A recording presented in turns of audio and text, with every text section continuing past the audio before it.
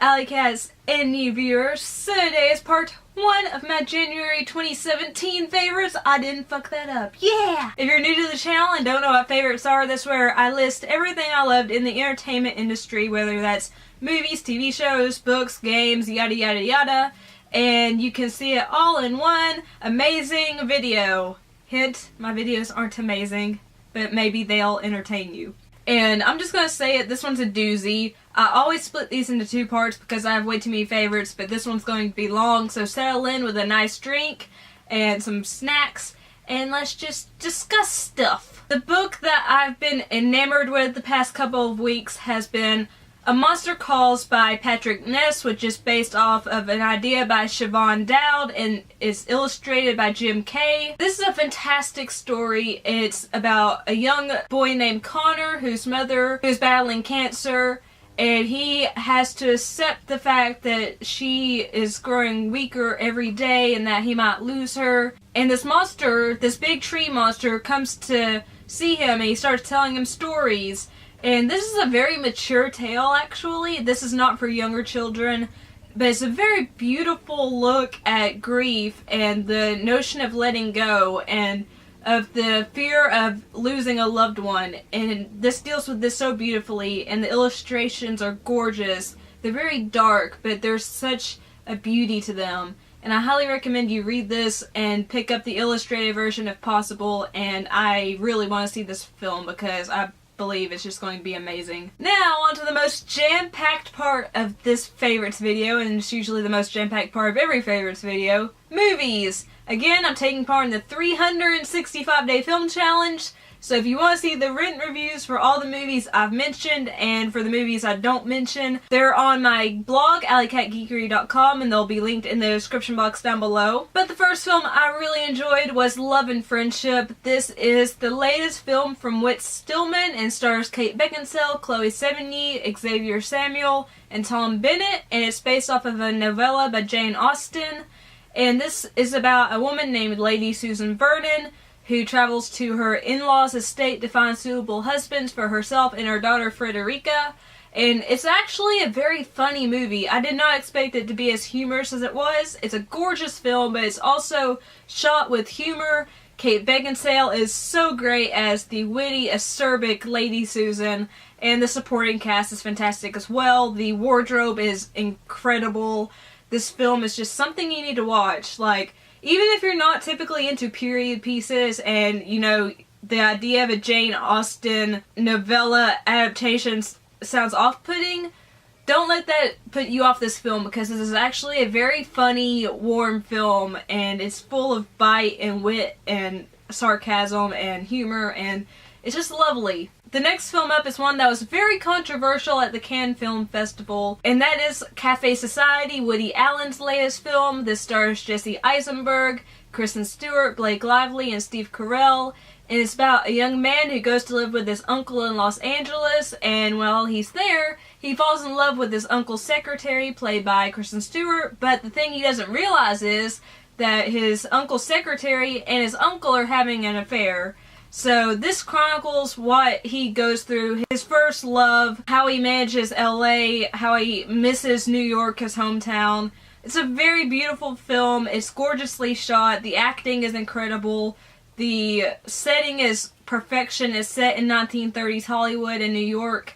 And I really love this film. This is my first Woody Allen film, and I really loved it. And if you can separate the art from the artist, I think you can really enjoy this film. The next film up is Child's Play 2. Now, I saw the first Child's Play for the first time a couple months ago, and I'm finally just now seeing the second one. And I liked it. It wasn't as good as the first movie, but it was fun. There were a lot of fun kills. It was fun just to see what Chucky was up to again. And yeah, I'm going to have to watch the rest of the Chucky films now just to see what happens. That's what you do with slasher films. It's fun. Not as good as the first film, but it's still worth a watch. Another film I recently watched and loved was Goodnight Mommy. This is, I believe, a German film. I could be wrong though. If I'm wrong, I'm sorry. And it's about these 2 twin boys whose mother has just returned home from having facial reconstruction surgery, and they're convinced that this woman is not their mother. So the entirety of the film is these boys trying to figure out if this woman is indeed their mother or if it's some kind of mystical creature or just some lady they don't know. And this is actually a very chilling film. It's done extremely well. It's very suspenseful, and the story took me completely by surprise. I enjoyed this film very much, and if you're into horror thriller movies and you don't mind a slow burning film, definitely check out Goodnight Mommy. I think you'll really enjoy it. Next up is a classic film that I'm sure some people are going to kill me for not having seen sooner, but that is An American Werewolf in London. I do think this is a little overrated, but it was still a phenomenal film. The special effects and makeup in particular were outstanding, and I just love the story of two American teenagers going to England, and they go to the Slaughtered Lamb pub, and they're basically kicked out of the pub. They're attacked by a werewolf. One of the friends dies, the other lives, but turns into a werewolf himself. And the werewolf transformation scene is just as traumatic and amazing and gory as you have heard. It's just incredible. You need to see it to actually appreciate it. But it is a classic for a reason. Even though I do think it's a little overhyped, I still think it's a fantastic horror film. The next film I really loved is Lars and the Real Girl. This stars Ryan Gosling as a man named Lars who has basically isolated himself. He goes to work, comes home, he lives in his brother's garage, and then he only leaves to go to church, and that's all he does. He doesn't go out and socialize. He rarely ever goes to his brother and sister-in-law's house. And then one day at work, one of his coworkers shows him a site where you can create a customized sex doll, and he orders himself one, and he starts introducing the sex doll to people as his girlfriend Bianca, and this whole small town loves him so much that they play along with the fact that Bianca is his girlfriend. They treat her like a living person. It sounds like such a weird film, and to a degree it is, but it's very heartwarming, and it hit me really close to home because this deals very subtly with mental illness, but it packs a major punch. It's just such an underrated film. You need to see it. Next up is Hard Candy. I knew a little bit about what this film was about, but when I actually saw this film, it was way more than I expected. This stars Ellen Page and Patrick Wilson, and it's about a teenage girl who is 14 years old. She has been communicating online with this 32-year-old photographer. They agree to meet up, but then things take a turn, and it was totally not what I expected. There's one scene that lasts for quite a while, and this whole scene, the whole time my stomach was churning. You cannot actually see anything, but just the idea of what's going on this scene was enough to make my stomach turn. And for some people this will be way too much to bear to watch, but it's a fantastic look at online relationships, and it's also a really good mystery. I do think the ending fell flat. It just kind of fizzled out. But the majority of the film was a very suspenseful, thrilling film that was unexpected, and I really enjoyed it. Next up is a classic film, and that is Breakfast at Tiffany's. Now, this does have a few issues, like the fact that they cast Mickey Rooney as a Japanese man is definitely racist, but Breakfast at Tiffany's is a classic for a reason. It's a beautiful, beautiful film.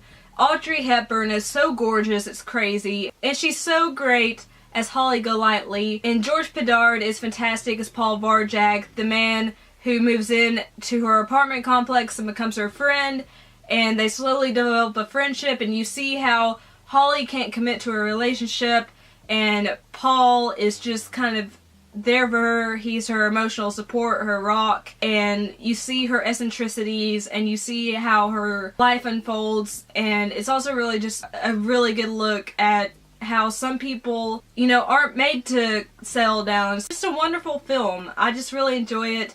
I could go on and on about Breakfast at Tiffany's, but I loved it. The next film up is Dirty Filthy Love. This is a hidden gem of a film. It's labeled an obsessive-compulsive comedy, but I actually found it very heart-wrenching and sometimes painful to watch. Dirty Filthy Love stars Michael Sheen as a man named Mark Furness, and Mark has just separated from his wife. He suffers from OCD and Tourette's syndrome, so he goes and joins a support group for people with mental illness, and there he meets the leader of the group named Charlotte, but everyone calls her Charlie, played by Shirley Henderson, and as he continues going to these meetings, he starts to know these people. He starts to know their stories. And some of these stories seem outlandish when you watch the film, but then you think this is probably actually someone's reality. Someone has actually probably experienced or is experiencing what this person on screen is explaining. I thought it was a wonderful film. Like I said, it's tough to watch at times, especially if you deal with mental illness. It hits really close to home, and it's hard to see Mark suffer, and it's told so beautifully. It's told in a pretty respectful light. I never felt like the characters were being made fun of, but I think Dirty Filthy Love is a hidden gem that not a lot of people know about, and they should watch it because it's a very, very good film, very hard-hitting film, and Michael Sheen gives an amazing performance. Next up is The Day the Earth Stood Still, the 1951 version. I adored this film. It was so good. Nothing about it felt cheesy or outdated. All the special effects still felt groundbreaking today. I loved Michael Rennie as Klaatu, and I just love the message of the film that we need to learn to live peacefully or our planet would be terminated. And I just thought it was really well done. It's very charming. The ending is ambiguous and it kind of leaves you like, what? But for the most part, I adored this film. It's a classic for a reason. If you haven't seen it, you need to watch it. The 1951 version, not the 2008 version. 1951 with Michael Rennie, black and white. The next film up, I swear there's only a few more left, is The Ring. I watched Ringu a few months ago, the Japanese original that this film is based on, and I really enjoyed this version. It's just as good as the Japanese version, and it's different enough to stand on its own, but it shares several ties to Ringu that you can tell the connection. This is a pretty faithful adaptation, and I think Gore Verbinski did a fantastic job with this film. The Ring, if you don't know what it's about, is about this videotape that if you watch it, you get a phone call after watching it saying 7 days, and then 7 days later you die. This journalist, who is played by Naomi Watts in this film, she watches the tape and then shows it to her ex-husband, ex-boyfriend, and they don't expound what the relationship was beforehand. And they have to figure out who the woman in the tape is, why this is happening before they die. It's a very suspenseful film. It did kind of creep me out. The American version to me is scarier than the Japanese version, mainly because the Japanese film is more about what you don't see, and the American version, it shows you stuff. And to me, if I see something, that's way scarier than just a suggested thought. But I think this is just as good as the Japanese original, and I think it's a fantastic horror film in its own right. It's an original idea, and I really loved it. Next film up is Captain Fantastic. This stars Viggo Mortensen as a father of 6 kids whose mother has recently passed away, and for the kids' whole lives, they've lived in the forest. They have never had formal education. They've just known practical survival skills and what they've read in books. And then when the mother dies, they have to go and live in the city and assimilate into city life and adjust to going to school and adjust to civilian behavior. And it's just a really funny but also eye-opening look at the world, and I think more people should watch this. Next up is Bright Lights, starring Carrie Fisher and Debbie Reynolds. I did a review of this, so I'll have that linked. But it's a documentary that HBO made about Carrie Fisher and Debbie Reynolds, and it centers on their relationship and their careers. As I said, check out my review for my full thoughts. And lastly, in the film section, woohoo!